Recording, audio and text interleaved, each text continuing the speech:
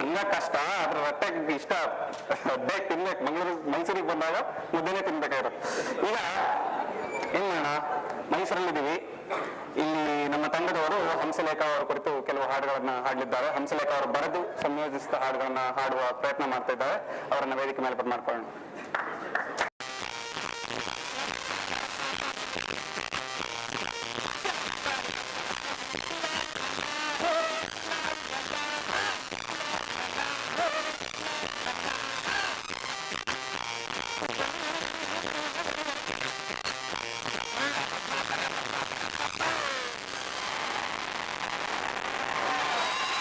ಇದಕ್ಕಿಂತ ಹೆಚ್ಚಿನ ನಿದರ್ಶನ ಬೇಕಿಲ್ಲ. ನಮ್ಮ ತಂಡದವರು ಹಾಡಿದ ಈ ಗೀತಮಾಲಿಕೆ ಹಂಸಲೇಖ ಅವರಿಗೆ ಪ್ರೀತಿಪೂರ್ವಕ ಸಮರ್ಪಣೆ. ರಾಜಸ್ಥಾನಿ ಅಂತಲೇ ಕರೀತಾರೆ. ನಮ್ಮ ಕರ್ನಾಟಕ ಸಂಗೀತ, ಭರತನಾಟ್ಯ ಮುಂತಾದ ಲಲಿತ ಕಲೆಗಳು ಇವತ್ತಿಗೂ ಜೀವಂತವಾಗಿ ಉಳಿದಿರುವಂಥದ್ದು ಮೈಸೂರಿನಲ್ಲಿ ಅಂತ ನಾವೆಲ್ಲ ಕೇಳ್ಪಟ್ಟಿದ್ದೀವಿ. ಸುಧೀರ್ಣಂತೆ ನಮ್ಮ ಸಂಸ್ಥೆಯವರಾದ ಸುಂದರ್ ಅವರು ವೀಣಾವಾದಕರಾಗಿದ್ದಾರೆ. ಅವರು ನಮಗೆ ವೀಣಾವಾದನ ಕಾರ್ಯಕ್ರಮದ ಮೂಲಕ ವರ್ಣಿಸಲಿದ್ದಾರೆ. ಸುಂದರ್ ಹಾಗೂ ಅವರ ಜೊತೆಗೆ ಅರುಣ್ ಅವರು ವೇದಿಕೆ ಮೇಲೆ ಬರಬೇಕಂತ ಕೇಳ್ಕೊತಾರೆ. ಅವರು ಶ್ರೀಯುತ ವೆಂಕಟೇಶ್ವರ ರಾವ್ ಅವರ ಕಾಗೆ 4 ವರ್ಷಗಳ ಕಾಲ ಮೃದಂಗಂ ಅಭ್ಯಾಸ ಮಾಡಿದ್ದಾರೆ. ನಮ್ಮ ಸುಂದರ್ ಅವರು ಡಾಕ್ಟರ್ ರಮಾಕಾಂತ್ ಸಾರಥಿ ಅವರ ಕಾಗೆ 9 ವರ್ಷಗಳಿಂದ ವೀಣಾಭ್ಯಾಸವನ್ನು ಕೂಡ ಮಾಡ್ತಿದ್ದಾರೆ. ಇವತ್ತು ಅವರು ನಡೆಸುತ್ತಿರುವಂತಹ ಕೃತಿ ಈ ಕೃತಿ ಅಮೃತವರ್ಷಿಣಿ ರಾಗದಲ್ಲಿದೆ.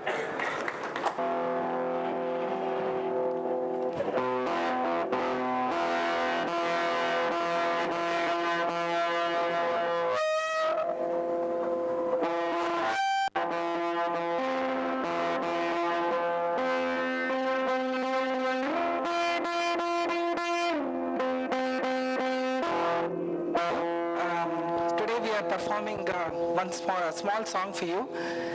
It is composed by one of the biggest composers of Karnataka, Harikesharallur Muttaya Bhagavatar. He was one of the very famous scholars in the Palace of Mysore. This is, some of you were asking a lot of questions about what this is. Many people thought I am some Narada or something going around. Because probably people have seen it only in movies. So this is a veena. This is set in the Tanjavur style, this built like that, and it's called the Saraswati Veena. You probably have heard about Rudra Veena, Tattatreya Veena and many others, but this is what is called the Saraswati Veena. We have done it because it's Karnataka Rajyotsava. We wanted to play a composition by a Mysore composer. The song is Sudha Mahi Sudha Nidhi, and I would like to dedicate this to my mother. Her name is also Sudha. She was my first inspiration to learn music. So thank you so much. One word of confession is both of us are not experts, at least I am not, and I would like to seek Arun's blessings before we start. He's a brilliant, his musical imagination is at a different level. He's a very understated person, but he's a genius himself. Thank you, Arun, for being here.